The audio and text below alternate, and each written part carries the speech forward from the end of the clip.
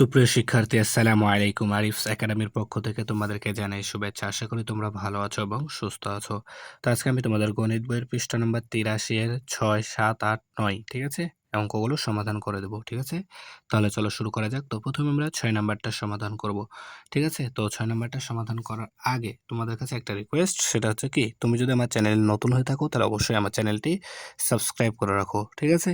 তাহলে দেখো 6 নাম্বার, প্রথমে আমাদেরকে প্রশ্নটা ভালোমতো পড়তে হবে। তো দেখো বলছে ৬৩ জন বন্ধু ৫০ টাকা হারে চাঁদা তুলে ৯টি অসহায় পরিবারের মধ্যে বিতরণ করলে প্রত্যেক পরিবার কত টাকা করে পাবে? দেখো ৬৩ জন বন্ধু ৫০ টাকা করে চাঁদা তুলেছে, অর্থাৎ একজনে ৫০ টাকা করে দিয়েছে, ৬৩ জন মিলে টাকা তুলেছে, ঠিক আছে? ৯টি পরিবারকে বিতরণ করবে, তাহলে প্রত্যেক পরিবার কয় টাকা পাবে?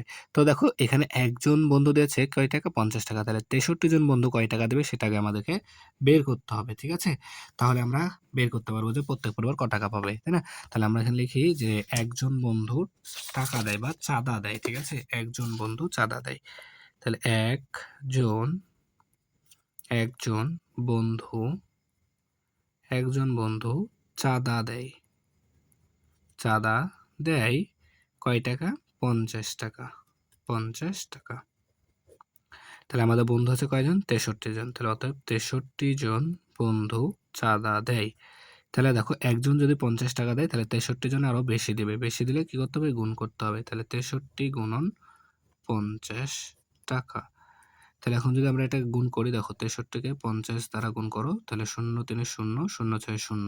তাহলে একটা অঙ্কের কাজ শেষ, এখানে একটা শূন্য। ৫ ৩ ৫ ১৫ ৫ হাতে থাকে ১, ৫ ৬ ৩০ আর একে ৩১। তাহলে ৩১ ০ ৫ ১ ৩, তাহলে ৩,১৫০, ৩,১৫০ টাকা। ৩,১৫০ টাকা। তাহলে ৬৩ জন মিলে আমাদের ৩,১৫০ টাকা উঠেছে। তাহলে এই ৩,১৫০ টাকায় তো ৯টি পরিবার পাবে, তাই না? তাহলে আমরা এখন লিখতে পারি যে আবার আবার তাহলে ৯টি পরিবার, তাই না? ৯টি পরিবার পাবে কয় টাকা? এই ৩,১৫০ টাকা। ৩,১৫০ টাকা। ঠিক আছে? তাহলে আমাদের বলেছে প্রত্যেক, অর্থাৎ একটি পরিবার। তাহলে অতএব একটি পরিবার পাবে। তাহলে দেখো ৯টি পরিবার যদি ৩,১৫০ টাকা পায়, তাহলে একটি পরিবার আরো কম পাবে। আর কম পেলে আমাদেরকে কি করতে হবে? ভাগ করতে হবে। তাহলে ৩,১৫০ ভাগ ৯ টাকা। ঠিক আছে? তাহলে যদি এটাকে আমরা ভাগ করি, তাহলে দেখো এখানে ৯ দ্বারা ৩,১৫০ কে ভাগ করতে হবে। তাহলে প্রথমে কয়বার যাবে দেখো। তাহলে ৩ নং ২৭, ৩ নং ২৭। তাহলে ১১ থেকে ৭ বাদ যাচ্ছে, আর হাতে থাকে ১, ২ দাম ২ কে ২ হলো ৩। তাহলে ৩ থেকে ৩ বাদলে শূন্যের দাম নাই। তাহলে এই ৫ এখানে নেমে গেল। ৫ নং ৪৫। তাহলে ৪৫ থেকে ৪৫ বাদলে শূন্য, শূন্যের দাম নাই। তাই না? তাহলে এখন এই শূন্যটা এখানে নেমে যাবে। এই শূন্যের কিন্তু দাম আছে। তাহলে এখন ৯ শূন্যে ০। ০ থেকে ০ বাদলে ০। তাহলে আমাদের ভাগফল আসছে ৩৫০। তাহলে ৩৫০ টাকা, অর্থাৎ আমাদের কি একটি পরিবার পাবে কয় টাকা? ৩৫০ টাকা। তাহলে আমরা এখানে লিখে দেব উত্তর ৩৫০ টাকা।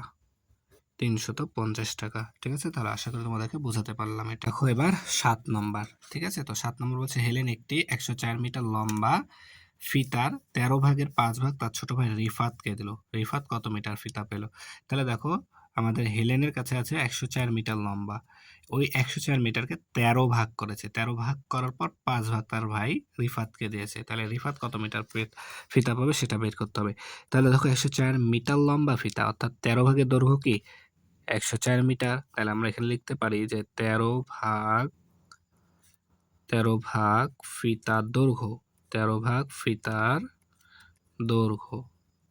১৩ ভাগ ফিতার দৈর্ঘ্য কত? ১০৪ মিটার। ১০৪ মিটার। তাহলে প্রথমে আমাদেরকে ১ ভাগের বের করতে হবে এখন। তাহলে অতএব ১ ভাগ ফিতার দৈর্ঘ্য। তাহলে দেখো ১৩ ভাগের দৈর্ঘ্য ১০৪ মিটার হলে ১ ভাগের দৈর্ঘ্য আরো কম হবে। কম হলে ভাগ করতে হবে। তাহলে ১০৪ ভাগ ১৩ মিটার। তাহলে ভাগ করে দেখো ১৩ দ্বারা ১০৪ কে ভাগ করতে হবে। তাহলে দেখো ১৩, তাহলে এখানে ২টা সংখ্যা, তার এপারে ২টা নিলে হবে না, ৩টা সংখ্যা নিতে হবে। অর্থাৎ ১৩ ঘরের নামও তো আমাদেরকে ১০৪ পর্যন্ত পড়তে হবে, তাই না? তাহলে দেখো 13কে এমন একটা সংখ্যা দ্বারা গুণ করতে হবে যেন 104 হয়। তাহলে 13কে যদি আমি 8 দ্বারা গুণ করি ৩ ৮ ২৪ 4 হাতে থাকে 2, ৮ এ কাটা 2 এ 10, 104 অর্থাৎ 8। তাহলে 104, ঠিক আছে? তাহলে 8 মিটার। তাহলে 8 মিটার।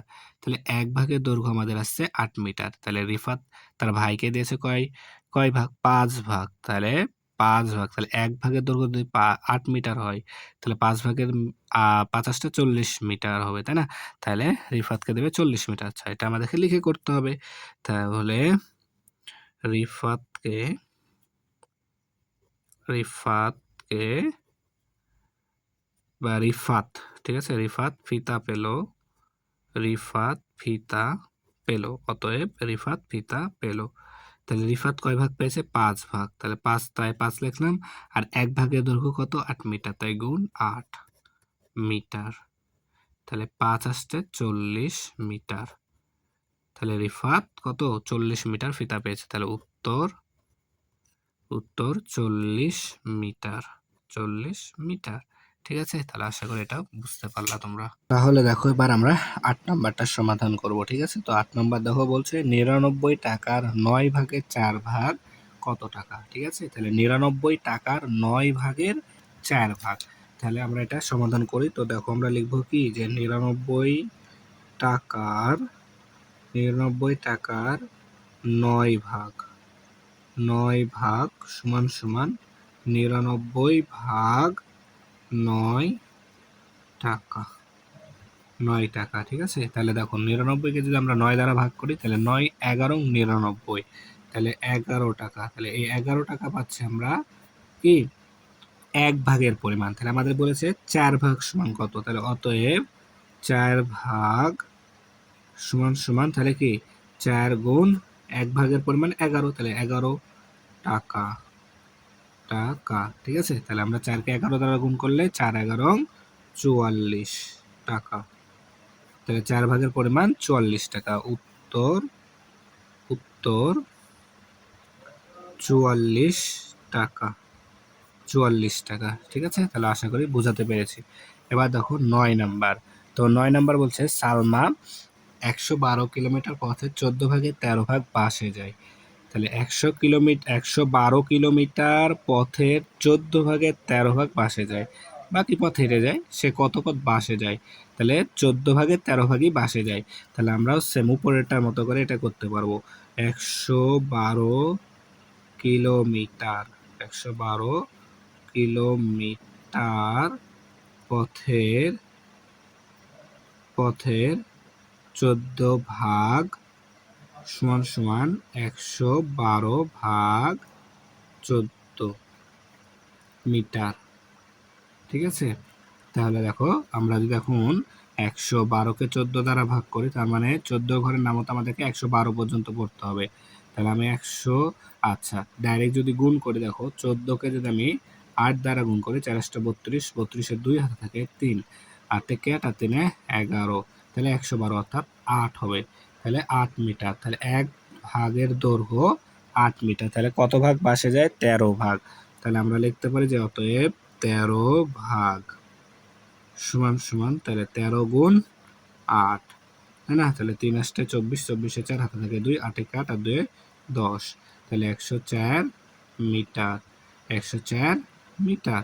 তাহলে কি ১০৪ মিটার সে কি বাসে যায়, ঠিক আছে? ১০৪ মিটার পথ সে বাসে যায়। তাহলে আমরা লিখতে পারি অর্থাৎ অর্থাৎ সালমা ১০৪ মিটার পথ বাসে যায়। ঠিক আছে? তাহলে আশা করি বোঝাতে পেরেছি। ঠিক আছে? তাহলে এই অঙ্কের মাধ্যমে আমাদের এই অধ্যায়টা সম্পূর্ণ শেষ হয়ে গেল। ঠিক আছে? তাহলে আশা করি তোমাদেরকে বোঝাতে পেরেছি পুরোটা অধ্যায়। তাহলে আজকে এই পর্যন্তই। ভিডিওটি ভালো লাগলে অবশ্যই লাইক, কমেন্ট, শেয়ার করতে ভুলবে না এবং পরবর্তী ভিডিও সবার আগে পেতে আমাদের চ্যানেলটি সাবস্ক্রাইব করে রাখো। আল্লাহ হাফেজ। আসসালামু আলাইকুম ওয়া রাহমাতুল্লাহ।